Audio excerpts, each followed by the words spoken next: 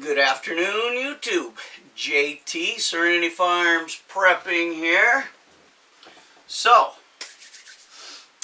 I want to discuss a topic that I have seen on a couple prepper channels before, but when it happens to you, it hits deeper, harder, has more meaning. So, in that spirit, today is a joyous day. My fifth grandchild was born approximately an hour ago to my oldest daughter. All five grandchildren, actually. So, the dilemma is, she lives in California, approximately 3,000 miles away from me in upstate New York. Now, I know that this situation is not unique to just me. And I fully understand that preppers think about this situation much differently than the sheeple. The sheeple have grown children that have grandkids, and then when they retire, they just move wherever the grandkids are because they're oblivious to everything else that's going on around them, and it just doesn't matter. So, as a prepper, I look at things from a different perspective. I believe that you all do too. So my angst is, I live 10 miles from where I was born. I waited my entire adult life to find some land and build my log cabin and have my own homestead. When I became awake and knew I had to become as self-sufficient as possible. So I have achieved almost all those goals, and I am well on my way to achieving them all. I live within 10 minutes of all my brothers and sisters and my dad. I'm very, very close to all of them, and we see each other at least once a week. We hang out. We're best friends. I love my life where I live. Despite the fact that my governor is a socialist dictator wannabe and the taxes are getting almost unaffordable. Okay, so with that being said, when my daughter went into college locally, she wanted to do a student transfer program. Good way to see another part of the country, life experience. Go for it. California it was. That was her freshman year in school, 13 years ago. The rest, as they say, is history. Met a boy, brought him home at Christmas break. We fell in love with him. She went back to school. They transferred to a college closer to his parents' home. The rest, as they say, is 5 grandbabies later. Now, they are much more conservative. The in-laws are. The area they live in is also. But California is as bad, maybe worse, tax-wise, gas-wise, all that, than New York. Which brings me back to my dilemma. I go out to visit at least once a year. The first few years I flew, the rest of them I drove. I'm retired. I have that option. Everything I own is paid for. I could pack up tomorrow and move. But I'm going from bad to worse, bad to bad. My area is rather conservative, upstate New York. Matter of fact, most of the entire state is, besides the cesspool of New York City, and that's who keeps electing the piece of shit. So, if I were to move to California to prevent me going there to visit for 2 weeks, coming home, moping around for 3 months, missing all the grandkids as they grow up, then having to wait another 9 months to go back out again, also feeling like I need to protect them,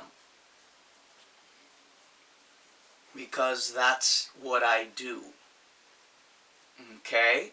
Now I will add to the situation. My youngest daughter is still here also. My ex-wife moved to California. She's out with the kids. I would be leaving one to go with the other. Although some people that I've talked to about it say, well, your daughter didn't think about you when she decided to stay in California. Well, actually, we've had that discussion, and she feels badly because she knows how I am, what it does to me seeing the kids, then not seeing the kids, missing them grow up. But she also knows how I am. If I moved to California, I don't know how long I could do that before I got a body. So here's my dilemma. It's not one that anyone can answer for me. I'm not the first person who's ever been in this situation, nor will I be the last.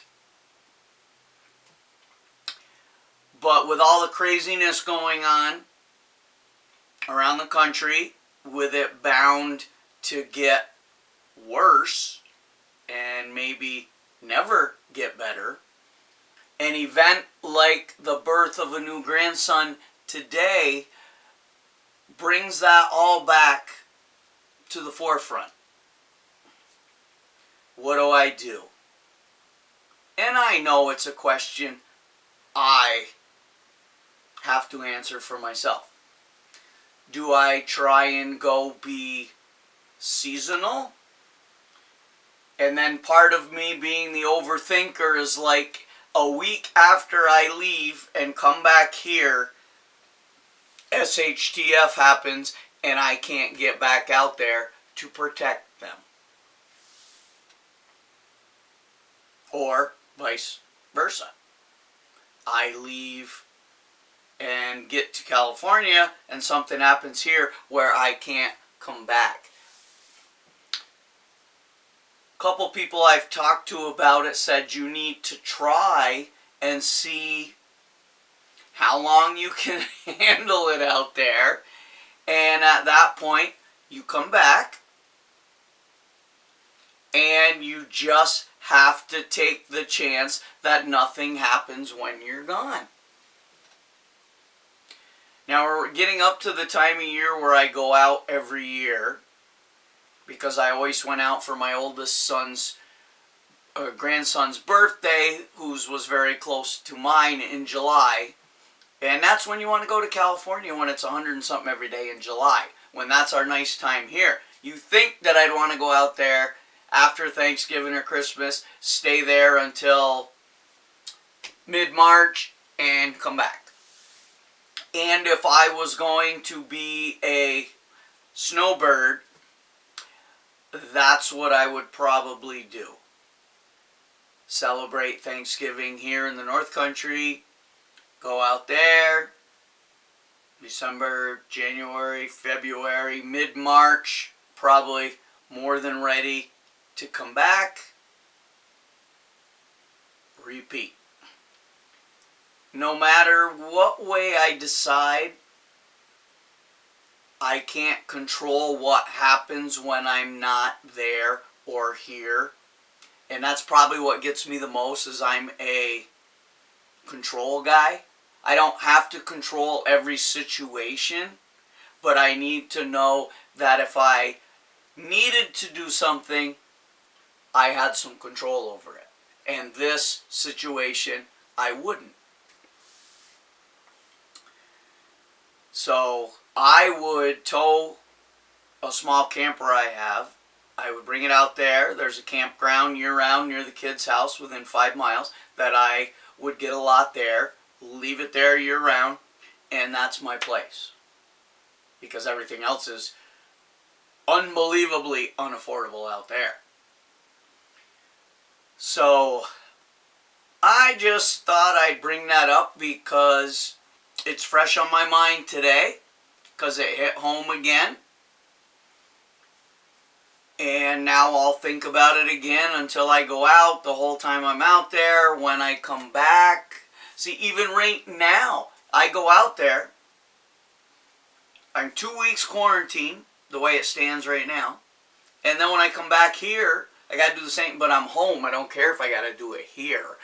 But, which I haven't done any, no, let's not talk about the pandemic.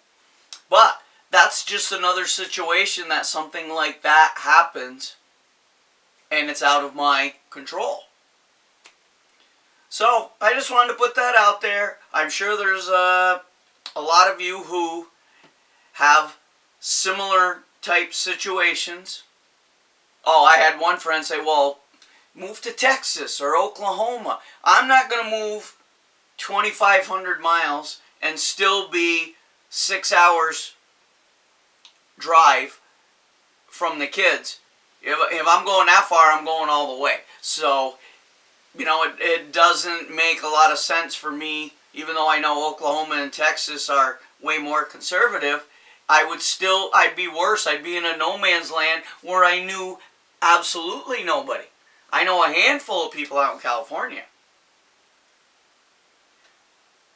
But then I'd have my brothers and sisters are all in their 50s. We all have our own lives, but we hang out a lot.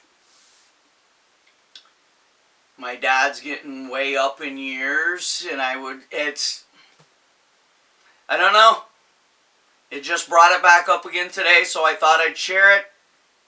See what everybody else thinks. Maybe someone's had a situation similar that they have an opinion, or they can just tell me what they did. But I know in the end, I'm the one who has to make the decision, because it's going to be me that's living it.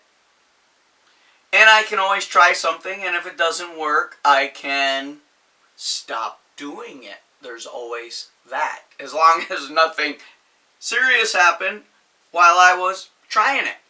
So, just wanted to make that quick one. Like, share, subscribe, comment. Don't like, don't care. But for now, JT, signing off.